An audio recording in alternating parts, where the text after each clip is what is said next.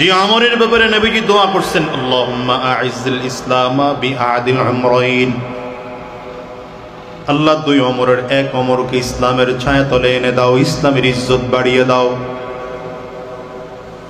রাসূল আরবি বলেন, লাউ কানা বা'দি নাবিয়্যুন লাকানা উমর, আমার পরে যদি কোনো নবী হতো সেই নবীর নাম হতো ওমর। যেহেতু আমার পরে আর কোনো নবী আসবে না, সুতরাং আমার পরে আর ওমর নবী হওয়ার কোনো সুযোগ নেই। তো আমার পরে যদি কেউ নবী হতো সেই নবী ওমর হতো। এমন কথা যেই নবী হযরত ওমরের ব্যাপারে বলেছেন যে ওমর জান্নাতের শুভ সংবাদ প্রাপ্ত দ্বিতীয় নম্বরের সাহাবী। সাহাবায়ে কেরামদের মাঝে নবীজি হযরত ওমর রাদিয়াল্লাহু আনহুর বাড়ির বর্ণনা পর্যন্ত দিয়েছেন। জান্নাতের বাড়ি কেমন হবে হযরত ওমরের এই বর্ণনা দিয়েছেন। নবীজি বলেছেন, নি রাআইতু কসরান ফি নাওমি, আজকের রাতে আমি নবী স্বপ্নের মধ্যে দামি বিল্ডিং দেখেছি। এই বিল্ডিংটা 4টা দেওয়াল দিয়ে তৈরি করা হয়েছে।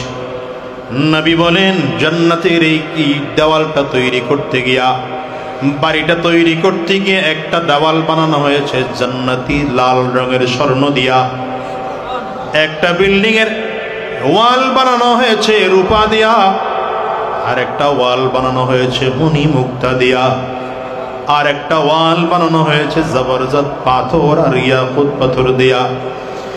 নবী বলেন, এই বিল্ডিংটা গাঁথনি করতে গিয়ে মাঝখানে কোনো বালু আর সিমেন্ট ব্যবহার করা হয়নি, মাঝখানে ব্যবহার করা হয়েছে মিশকু আম্বর, নিচের ফ্লোর বানানো হয়েছে জাফরান দিয়া।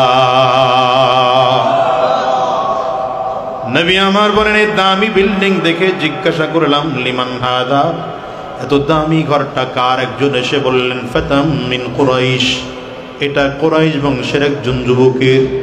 নবী আমার বলেন, জানান্তু ইন্নী মিন কুরাইশ ওয়া ইন্নাহু লি, আমি মনে মনে চিন্তা করলাম আমিও তো কুরাইশ বংশের একজন মানুষ, মনে হয় জান্নাতের বাড়িটা আমার জন্যই বরাদ্দ করা হয়েছে। নবী আমার বলেন, কদম বাড়ায়া 1 কদম 2 কদম সামনে দিলাম, হঠাৎ করে আল্লাহর ফেরেশতা এসে দাঁড়িয়ে বলেন, পয়গম্বর, এইবারে আপনার নয়, এই বাড়ি আপনার সাহাবী ওমরের। এ দুনিয়ার মুসলমান, এই ওমর রাদিয়াল্লাহু আনহু এত আমলওয়ালা মানুষ, এত দামি মানুষ, এত রবের কাছে দামি মানুষ। সে ওমর যখন খলিফাতুল মুসলিমিন হইলেন, তার চেহারার দিকে তাকাইলেন, দেখা গেল গালের মধ্যে কালো দাগ। ভাই ওমর, এই কালো দাগগুলো কেন? কেন কালো দাগ? আপনার এই কালো দাগগুলো দেখতে ভালো দেখা যায় না, একটু ঔষধ ব্যবহার করেন তো গালের কালো দাগগুলো ভালো হয়ে যাবে। হযরত ওমর বলেন, আমিও জানি গালে ঔষধ লাগাইলে কালো দাগগুলো ভালো হয়ে যাবে, কিন্তু আমি আমার রবের সামনে যেদিন দাঁড়াইব, আমার মালিক যদি আমার প্রশ্ন করে, ওমরে কি নিয়ে আসছো,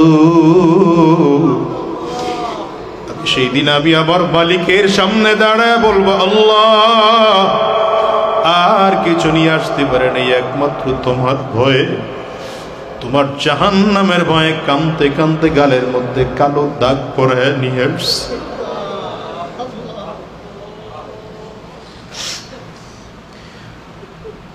হযরত আলী রাদিয়াল্লাহু আনহু যখন কবরের সামনে গিয়ে দাঁড়াইতেন, সাহাবায়ে কেরাম বলেন, কান্নাহু তাল্লুন, এমন ভাবে কান্না করতেন যেন দাড়ি ভিজে ভিজে ভিজে ভিজে জমিনে পানি পড়তো,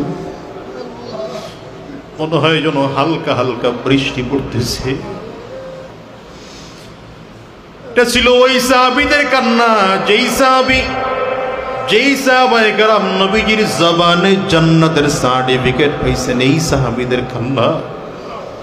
হযরত ওমর রাদিয়াল্লাহু আনহুকে যখন শেষ সময়, জীবনের শেষ সময় মসজিদ নববীর বারান্দায় শোয়ায় রাখা হয়েছে, কাফির হযরত ওমরের পেটের মধ্যে এত জোরে আঘাত করছে, খাদ্য থলি পর্যন্ত কেটে গেছে। হযরত ওমরকে ডেকে বলা হলো, ওমর, খাদ্য থলি কেটে গেলে রোগীকে বেশিক্ষণ বাঁচিয়ে রাখা যায় না, আপনি তাড়াতাড়ি করে আপনার পরবর্তী খলিফা কে হবেন নির্ধারণ করে ফেলেন, মনে হয় আপনি বাঁচবেন না।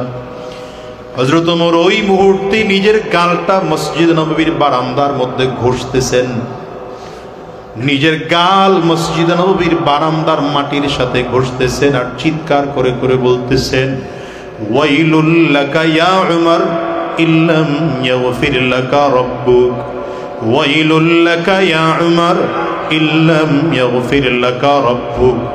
নিজের নিজে ডাক দে, ওমর তুই ধ্বংস, তুই ধ্বংস, যদি তোর মালিক তোরে মাফ না করেন তাইলে তুই ধ্বংস। নিজেরে নিজে ডেকে ডেকে বলতেছেন তুই ধ্বংস যদি তোর মালিক তোরে মাফ না করে।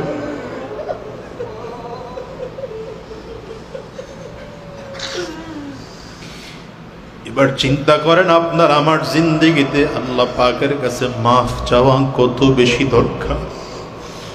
যে ওমর নবীর হাতে হাত দিয়ে কালিমা পড়ে মুসলমান হয়েছে, যে ওমর রাদিয়াল্লাহু আনহুর কবর নবীজির পাশের কবর, যে ওমরকে নবীজির সালাম দিতে হলে ওমর রাদিয়াল্লাহু আনহুকেও সালাম দিতে হয়, কারণ সর্বপ্রথম আমার নবীকে সালাম দিতে হয়, এরপরে আবু বকরকে সালাম দিতে হয়, এরপরে ওমর ফারুককে সালাম দিতে হয়।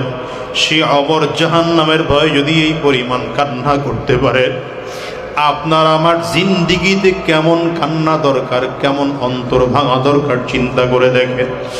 কিন্তু দিলের মধ্যে শয়তান জায়গা করে বসেছে, এই দিলের মধ্যে অহংকার ঢুকে আছে, দিলের মধ্যে হিংসা ঢুকে আছে, দিলের মধ্যে দুনিয়ার মোহাব্বত ঢুকে আছে, দিলের মধ্যে সন্তানের মোহাব্বত ঢুকে আছে, এই দিলের মধ্যে বিবির মোহাব্বত ঢুকে আছে, দিলের মধ্যে দুনিয়ার টাকা পয়সার লোভ ঢুকে আছে। মনে রাখবেন, রবের মোহাব্বত যতদিন কলিজার মধ্যে জায়গা না দেওয়া যাবে, ততদিন পর্যন্ত আমার মালিকের প্রিয় বান্দা হওয়া যাবে না।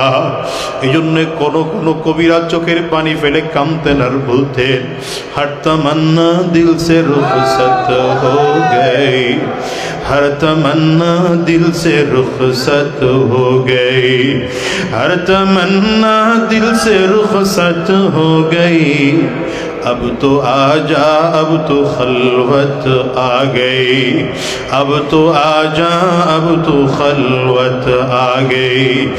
আর মালিক রে ডেকে ডেকে বলতেন, আল্লাহ এই দিল থেকে সব সরায় দিলাম, দিলের মধ্যে এখন কিছুই নাই, আমার দিল পুরোটা খালি, আমার দিলের মধ্যে কিছুই নাই, আমার দিলের মধ্যে এখন তোমার জায়গা।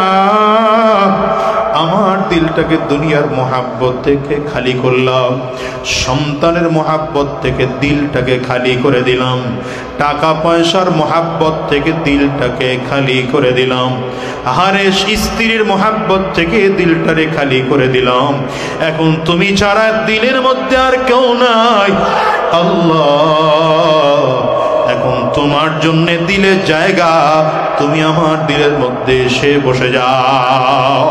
এই ধ্যান ওখানেই তো বান্দা জিকির করে, লা ইলাহা ইল্লাল্লাহ। এই খেয়ালেই তো বান্দা জিকির করে, আল্লাহ আমার এই দুনিয়াতে আমার বাড়ি নাই, আমার দুনিয়াতে আমার গাড়ি নাই, এই দুনিয়া আমার টাকা নাই, পয়সা নাই, সম্মান নাই, ইজ্জত নাই, দুনিয়াতে তোমার গোলামি করার মতো আর কারো গোলামি করার মতো কেউ উপযুক্ত নাই, এই দুনিয়াতে কেউ নাই, কেউ নাই, কেউ নাই, কেউ নাই। এই চিন্তা করি বলে আছেন তো একমাত্র আল্লাহ। বান্দা এই চিন্তা করেই তো জিকির আর তাসবিহ আদায় করে, লা ইলাহা ইল্লাল্লাহ, বলেন লা ইলাহা ইল্লাল্লাহ।